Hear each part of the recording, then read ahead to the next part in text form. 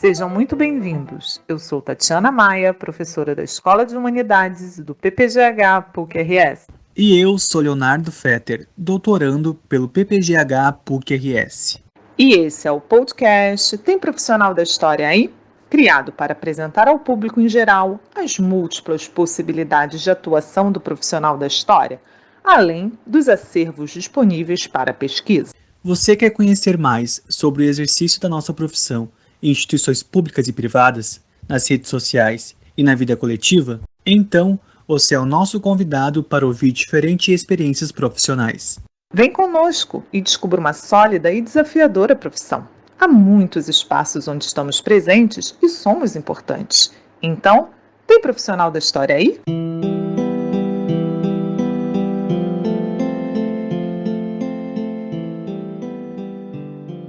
No episódio de hoje, entrevistamos a professora Magda Risse, que é livre docente e professora titular nos cursos de graduação e pós-graduação em História da Universidade Federal do Pará. Magda também é diretora do Centro de Memória da Amazônia. Possui bacharelado, licenciatura, mestrado e doutorado em História pela Universidade Estadual de Campinas, Unicamp, e fez pós-doutorado na Universidade de Barcelona. Na pesquisa, desenvolve estudos da história social da Amazônia, com ênfase para o processo de independência e a cabanagem. É sobre sua atuação na direção do Centro de Memória da Amazônia, a potencialidade deste acervo e a importância dos arquivos para a construção da cidadania que Magda vem conversar conosco hoje. Agradecemos muito pela entrevista, uma verdadeira aula sobre acervos, arquivos públicos e cidadania.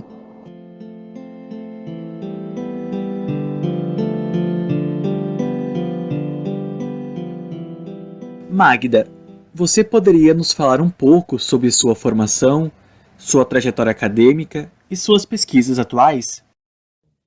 Eu tive toda a minha formação acadêmica ligada à Universidade Estadual de Campinas, São Paulo, graduação, mestrado e doutorado. E lá desenvolvi uma pesquisa sobre o final do século XVIII, primeira metade do século XIX. Mestrado, uma dissertação que teve uma temporalidade de tese, que na época eram 4 anos, até 4 anos o mestrado, depois caiu para 3, quando eu terminei, entrou nesse modelo de 2. Então, acabei fazendo em 3 anos e meio, um trabalho bem amplo, que vai ser publicado agora, depois de mais de 20 anos, sobre a questão da independência nas vilas de Serra Acima, Itu, e as vilas de Serra Acima, que era a boca do sertão, a proximidade com os índios, e uma ideia de que a independência era mais do que o foi, porque os escravos da região de Serra Acima entenderam a independência ou morte como um grito abolicionista. Então, era essa a discussão. Depois, eu continuei estudando a própria região, porque na graduação eu participei de um projeto grande vinculado à USP, por intermédio do meu ex-orientador da Unicamp, o professor José Roberto Amaral Lapa, que me colocou em contato com o Museu Paulista, na sua sede em Itu, que era o Museu Republicano Convenção de Itu. E na época, meados dos anos 80, o Museu de Itu estava com a guarda da documentação judiciária das vilas de Serra Acima. E ali que eu comecei a minha pesquisa, tanto a de mestrado quanto a de doutorado. E nessa região nasceu um grupo de padres muito fortes, chamados do Patrocínio, e entre estes padres, o líder externo deles, não o maior líder, era Diogo Antônio Feijó, que se tornou regente imperial. Parecia um absurdo pensar nisso no final do 18, início do 19, ele era um enjeitado, uma criança exposta na roda, e acaba se tornando regente. Então, era essa trajetória do padre, mais do que o do regente, que eu queria estudar. Tive que estudar mais de 50 biografias, porque já tinha sido escrito pelo menos meia centena de trabalhos de livros sobre ele. Aí eu dividi a tese em 2 partes. Essa primeira sobre o que já tinha sido escrito, e a segunda, por que escrever mais um trabalho sobre Feijó. Então, é uma análise sobre como fazer biografias, de um lado, e de outro, por que fazer essa. Então, essa do padre que se tornou regente. E ela foi premiada e saiu publicada na Universidade de Campinas, pela Universidade de Campinas, editora. E agora até está sendo feita uma nova edição, Vai entrar para a 3ª edição essa tese.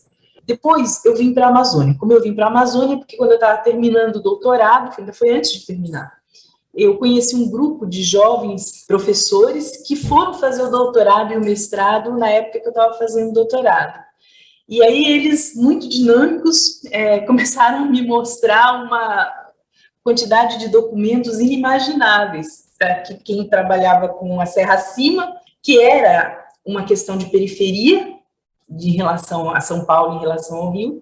Eu vinha para um lugar que era, para mim, muito nostálgico, que é a Amazônia. Minha família viveu, entre aspas, a época do chamado milagre econômico, veio para Manaus, eu morei em Manaus, então juntou tudo, a nostalgia da infância, a ideia de centro-periferia. Eu acabei me casando com um dos professores, né, me juntando, me associando aí, meu companheiro, e acabei vindo para cá. E quando cheguei, decidi que eu ia ficar mesmo, eu vim como visitante, depois fiz concurso, decidi que vinha, porque me apaixonei, além das pessoas, do grupo, que era muito bom, pela universidade e, sobretudo, por 2 acervos, especialmente o acervo do Arquivo Público do Estado do Pará, que é o 3º maior acervo, às vezes dizem que é 4º, porque está ali com Pernambuco, mas tem o acervo do Arquivo Nacional, da Bahia, e esse acervo do arquivo é o 3º ou 4º, junto com o de Pernambuco. E ele é único, porque ele conta a história da Amazônia brasileira. Então, esse acervo, junto do judiciário, que a época que eu cheguei era inacessível, estava muito ruim o acesso, e que hoje está no Centro de Memória da Amazônia, foi o que me fez ficar aqui. Eu comecei a estudar o principal grupo, que o Feijó foi contrário, né? Os Feijó fez de tudo para acabar com os cabanos, que eram os mais radicais entre os chamados rebeldes ou revoltosos, à época do período que se denominava período da minoridade, a época que hoje a gente conhece como período regencial. Então, passei de estudos sobre o regente, do estudo sobre os maiores levantados contra essa ordem regencial. E estou desde 95 estudando os cabanos. Já escrevi uma série de capítulos de livros, de artigos, nunca escrevi um livro inteiro sobre os cabanos, e aí fiz uma tese recentemente defendida em 2021, que é sobre a formação dessa Amazônia entre o final do 18 e o início do século 19, para explicar a ancestralidade dos cabanos, que são esses povos indígenas, essas comunidades negras, e como é que ela foi pensada nesse espaço colonial. Então, em resumo, é nesse mar que eu atuo.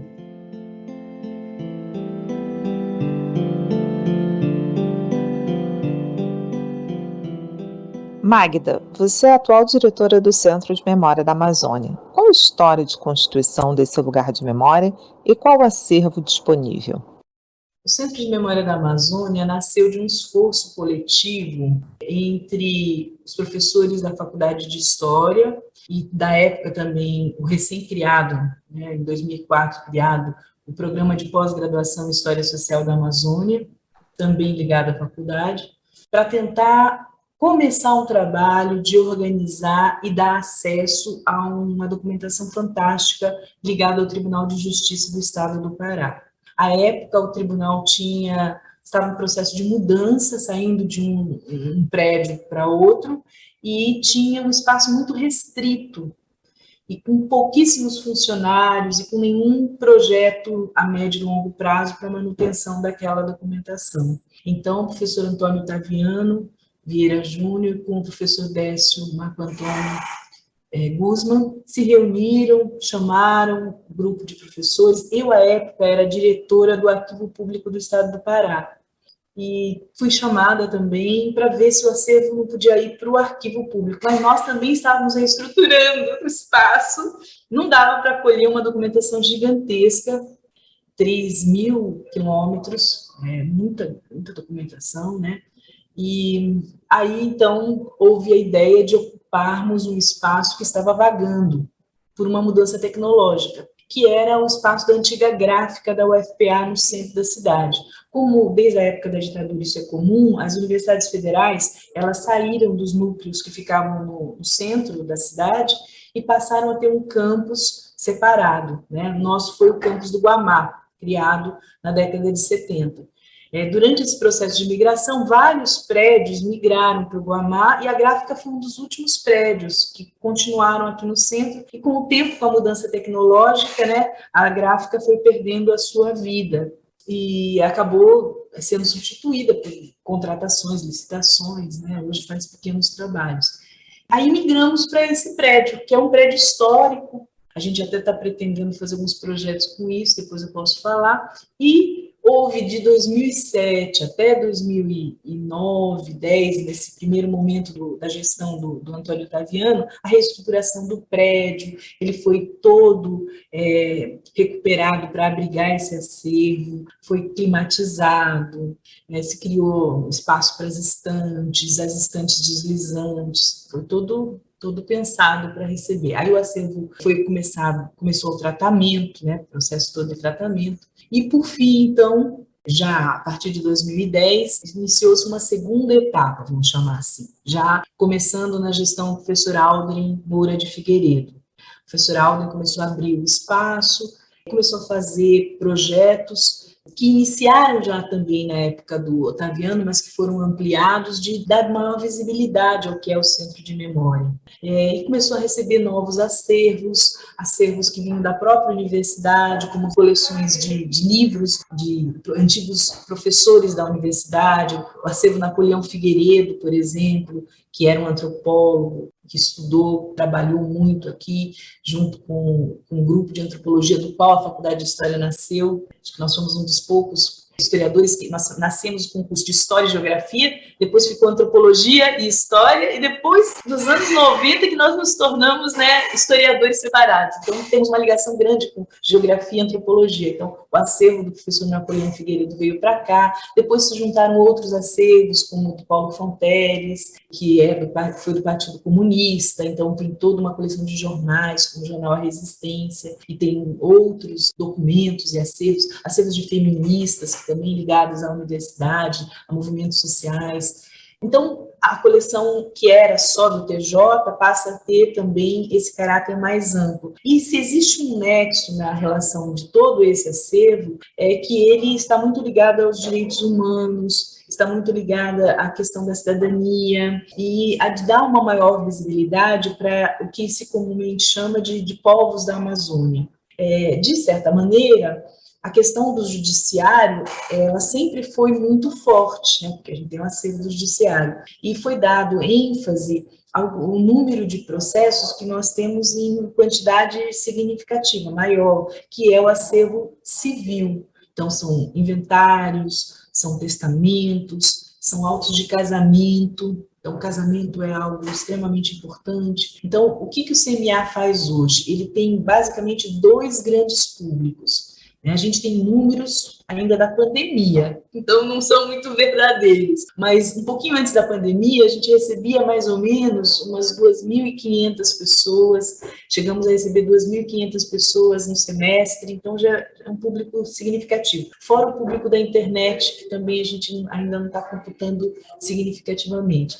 Mas são dois públicos. Público acadêmico, que é um público que, nos nossos últimos números, mais ou menos por mês, uns 40, 50 pesquisadores. A vantagem é que são pesquisadores que não são só de Belém, né, são do Amazonas, do Amapá, muitos são daqui, e também tem coisas daqui que não são pesquisadores de história, são do direito, são da educação, então das ciências sociais. Acho que é bem interessante perceber isso, né? E o outro público é um público mais direto em prol da cidadania. Como a gente já digitalizou uma parte significativa do acervo de inventários e testamentos, então são pessoas que estão na justiça por questões de terra ou buscando dupla cidadania, né? Então, eu sou descendente de espanhol, de português, de italiano, aí eu quero saber onde está o casamento da minha bisavó, da minha avó, para buscar essa cidadania. Ou eu estou pleiteando uma terra que está em litígio, então eu estou querendo saber o inventário do meu ancestral. Então, a gente faz essa busca dentro desse arquivo histórico do TJE, e a gente oferece, então, o documento já está disponível, a pessoa pode baixar, e se não tiver digitalizado, a gente digitaliza também, nesse caso sem custo, E se ela quiser um documento dizendo que aquele documento está tal e qual o que nós encontramos no acervo, nós também certificamos, fazemos esse trabalho de certificação. Então, é um trabalho de cidadania. Recentemente também, nós temos outras demandas,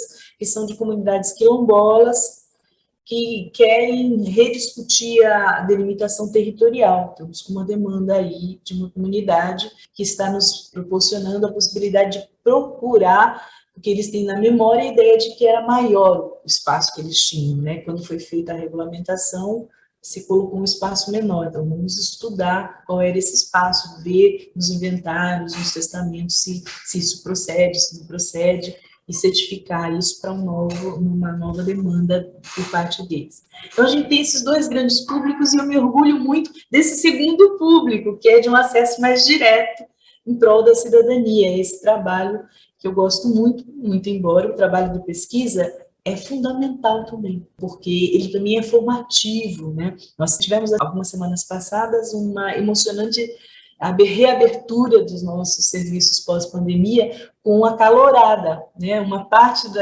da Semana do Calouro da UFPA Belém e de Ananindeua, que é uma cidade aqui perto, as duas vieram para cá e nós, então, mostramos o acervo e é lindo poder ver o olhar do calouro começando e olhando aquele acervo com aquela vontade de fazer alguma coisa e de trabalhar e de pesquisar. Então, os dois públicos são fantásticos. Eu acho lindo esse trabalho.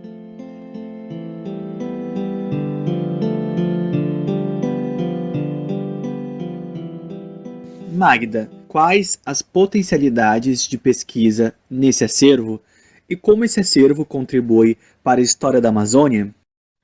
Olha, como ele é um acervo ligado ao Tribunal de Justiça e o seu forte são processos cíveis, mas também tem os criminais, que ainda estamos em fase de catalogação, e agora nós também temos um outro projeto com uns livros, tombamento e de registro, que os vários cartórios tinham enviados para cá, livros de registro eleitoral. Então, o que nós temos disponível e acessível são mais os documentos de origem civil.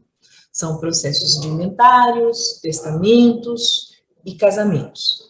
Casamentos de estrangeiros, nós tivemos um mega projeto, digitalizamos tudo que eu digo sempre é tudo, mas sempre tem alguma coisa que fica ali e aqui. Mas o grosso de tudo foi digitalizado desde 1785 até 1969. Agora, o pesquisador que se interessar por estudar testamentos, inventários, por N motivos, pode acessar todos os de estrangeiros portugueses, espanhóis e alguns outros. Se se interessar por outros, aí tem os catálogos online de casamentos e testamentos e inventários que já estão disponibilizados, estamos terminando os últimos de casamento agora para disponibilizar, e aí as pessoas olham, encontrou lá alguma coisa que interesse, solicita, se for de fora, ou vem aqui, pesquisa. Também estamos abertos aqui de segunda a sexta-feira, o dia inteiro. O que pode possibilitar essa documentação que já está catalogada, que já está disponibilizada ou de forma digital ou de forma presencial ou ainda por solicitação?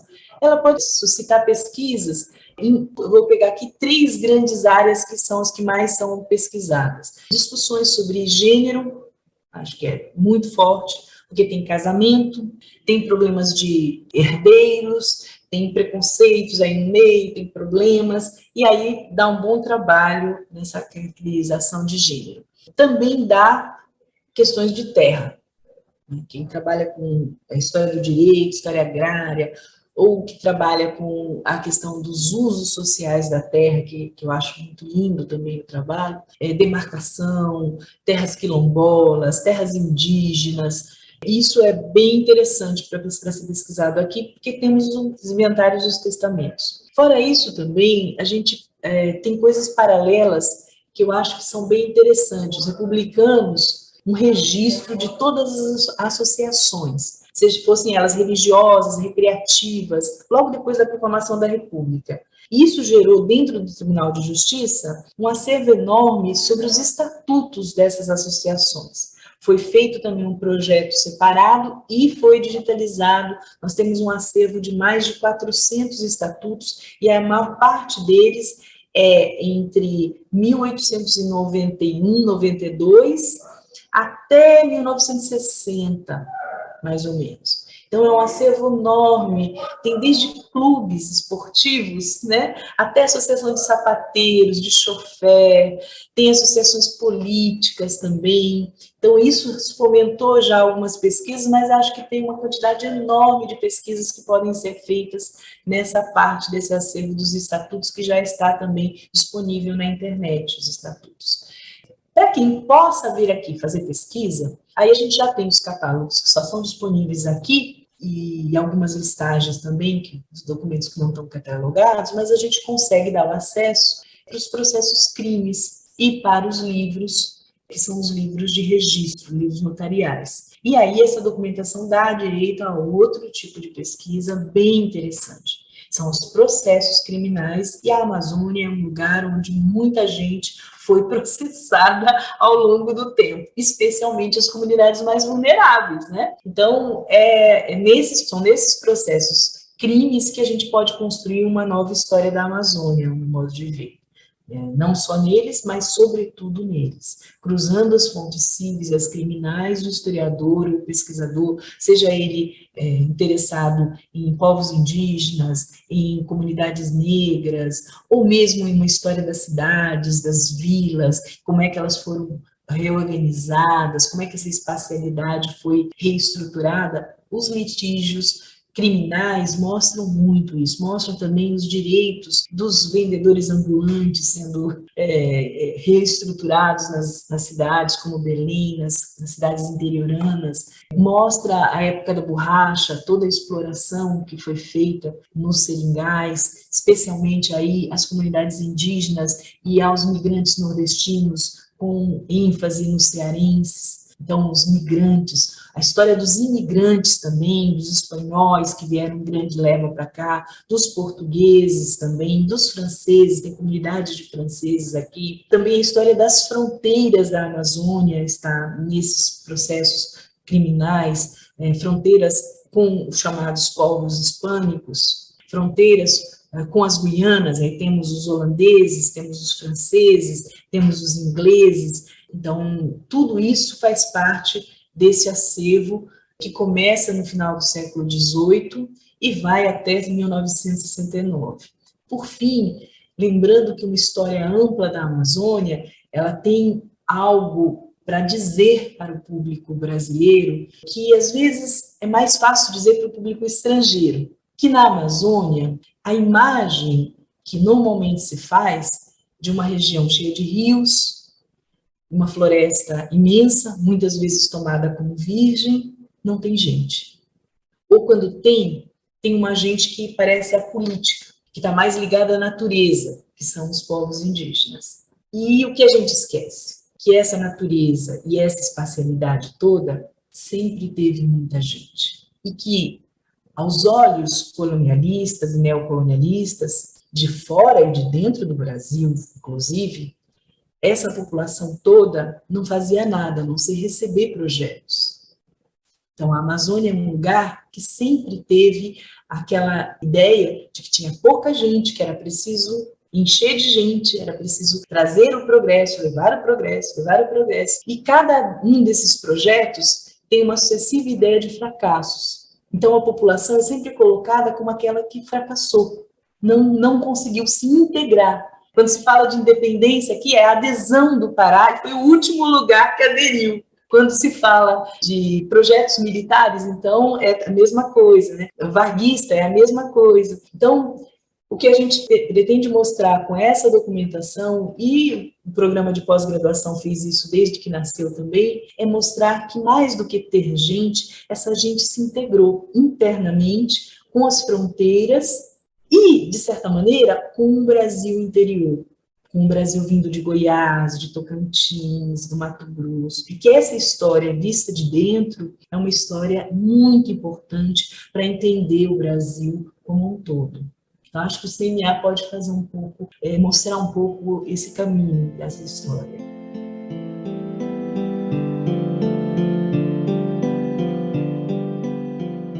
Magda, ao longo da sua entrevista, você deu ênfase sobre a relação entre o acervo, o arquivo e a cidadania. Quais projetos o Centro de Memória da Amazônia tem nesse sentido? Como vocês atuam para que a sociedade compreenda o arquivo como mais um espaço para o exercício da plena cidadania no Brasil? É uma pergunta muito importante, acho que ela demanda respostas diferentes. Como o nosso público, de um lado, é um público especializado, né, e de outro é esse mais amplo, que é a comunidade de uma forma mais geral, eu vou seguir por esses dois caminhos. Né? Para o público pesquisador que vem aqui, eu sempre sigo a máxima da moderna arquivologia de que um arquivo, para ser vivo, ele precisa ser usado.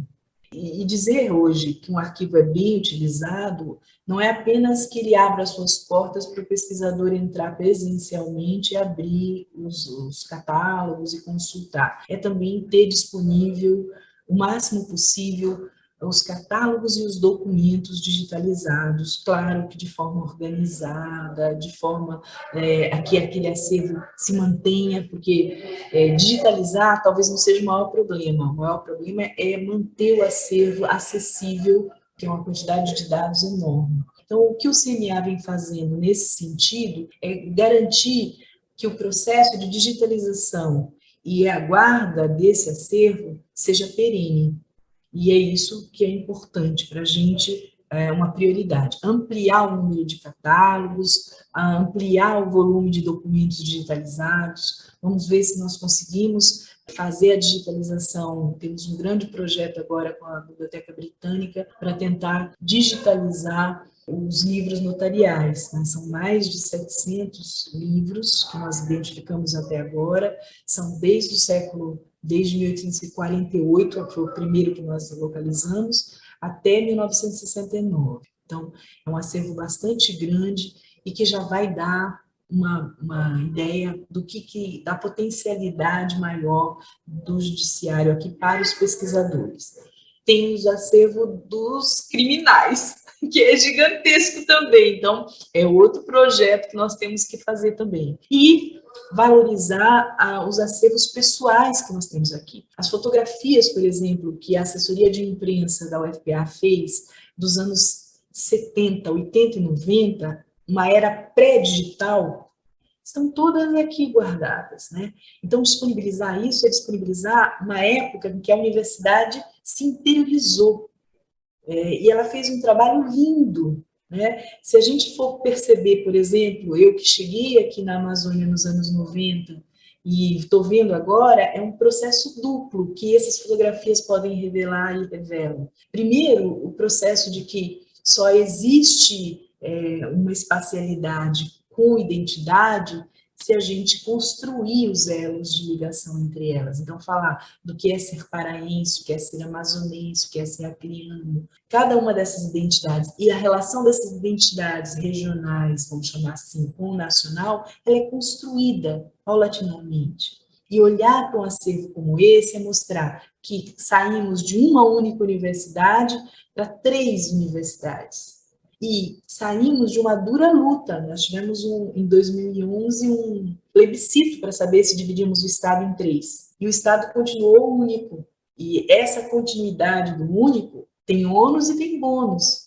E a gente tem que pensar que identidade é essa e por que essa integração com o Brasil é tão importante, sendo ligada à identidade do Pará. E como o Pará se junta com o resto da Amazônia, com Tocantins, com o Maranhão, que é muito irmão, embora pareça visto de fora que é Nordeste, mas o Maranhão tem toda uma parte amazônica, com o Amazonas, com o Amapá, que também é muito próximo a gente, com Roraima. Então, essa documentação das fotografias mostra como foi esse processo de integração mais atual. É uma história, vamos chamar assim, que normalmente é trabalhada pela oralidade, pela memória, e que é pouco visual, porque ainda é pré-era digital, né, da fotografia. A fotografia ainda era analógica. E a universidade estava em todos esses lugares, estava formando gente, estava atrelada a projetos sociais. Acho que é lindo esse acervo. Então, é bem interessante isso. Então, temos esse projeto com as fotografias. E o outro público, que é da cidadania maior, também merece, acho que, um tratamento muito especial, né? Atualmente, a gente atende, em média, por mês, 5, 6 pedidos.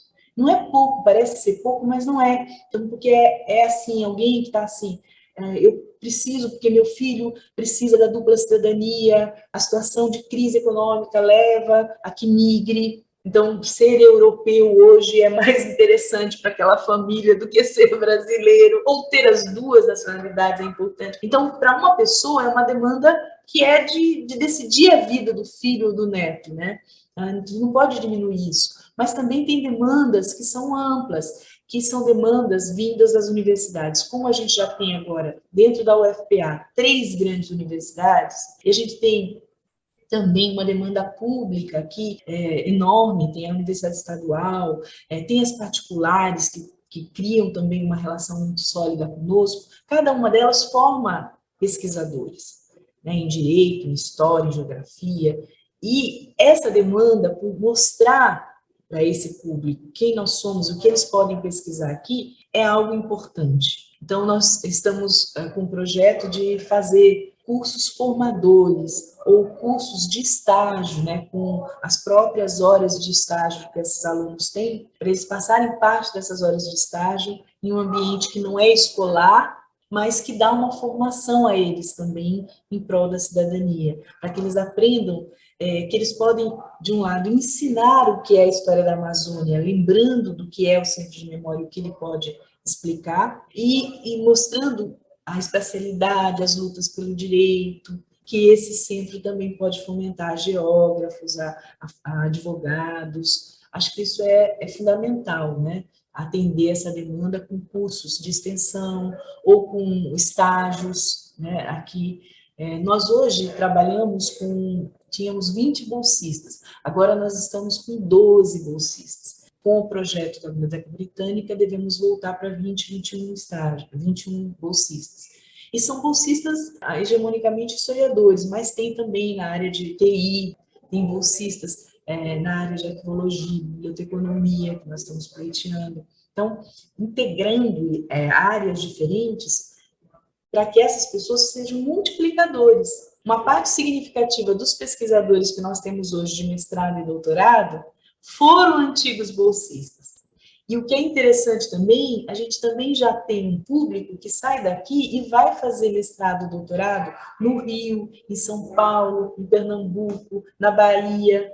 Então, a gente não forma apenas para o UFPA, a gente forma também para outros cantos do Brasil que cada vez mais se interessam por uma história da Amazônia. Por fim, o nosso programa de pós-graduação que está ligado, todos os diretores daqui são ligados ao PPIST, né, a pós-graduação em História. O nosso programa de pós-graduação é em História Social da Amazônia. E desde a graduação, o aluno faz uma monografia em História da Amazônia e a pós-graduação só forma em História da Amazônia. Então, às vezes as pessoas se perguntam, mas só isso? A gente fala, mas é muito, porque é a Amazônia com conexão com qualquer coisa, né? Então, é da onde as pessoas nasceram, dessa história interior que gera qualquer outra história, né? É isso que acho que o CMA pode oferecer.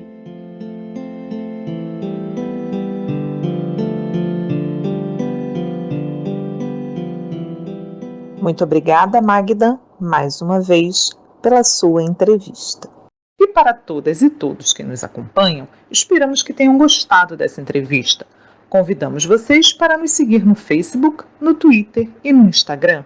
Participem, comentem as entrevistas e sugiram temas. Será um prazer dialogar com vocês e construir esse projeto coletivamente. A música que inicia esse podcast é Atraente, composição de Chiquinha Gonzaga, de 1877. Fiquem bem e até o próximo episódio.